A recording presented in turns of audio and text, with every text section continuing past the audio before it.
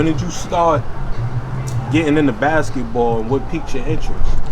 Well, I was playing football first, and what actually piqued our interest is that Tony Rosa had got to my mom's or whatever, and Tony Rosa was the one who had actually put us on the basketball because me and my brother, we was playing football.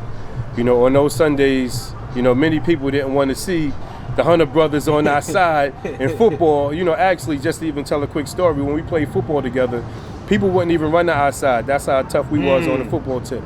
So I was a free safety. My brother was an outside linebacker. So in order for us to make the play, we had to run to the other side of the field to make the play. But you know, but what was the question again? What you said, Tony Rosa. Tony Rosa. When was it that you, like, what age or what grade did basketball even become interesting to you? At 11 years old is when we started playing basketball. Tone was from Drew, which is about 5 blocks away from where we grew up at. So in Tone, you talking about Coach Tony Rosa? Coach Tony Rosa and Rocky Rosa. Great, they did a great service to the neighborhood. They saved thousands of kids and stuff like that, and they was actually doing this since early 20s, probably even late teens. Man. I'm not even sure, but they were actually kind of our age and were our coaches, and actually still rocking and rolling to this day. Still rocking. I got pictures and stuff from back in the days when they showing me how to shoot with my left hand. We playing the PAL. We used to meet Tone at his crib. We was actually part of the initial Mustangs group. Like, we used to meet Tone at his crib. When we came to Tone crib, you had to be quiet or his pops was gonna wild out on you and all that kind of stuff. But it was great, man. Wow, that's legendary right there. So how did you hone your game growing up? You say you started hooping around 11. What were some of the things you did to hone your game growing up? Staying in the park.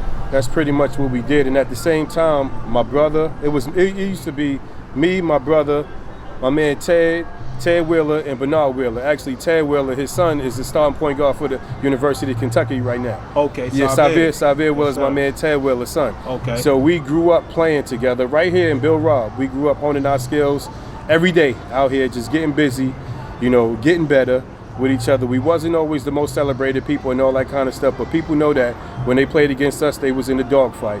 That was something that Tone taught us. That was something that I grew up knowing as what my family always taught us, that you got to go out there and scrap and go and get yours and stuff like that. And that was just something that we grew up understanding. That's real.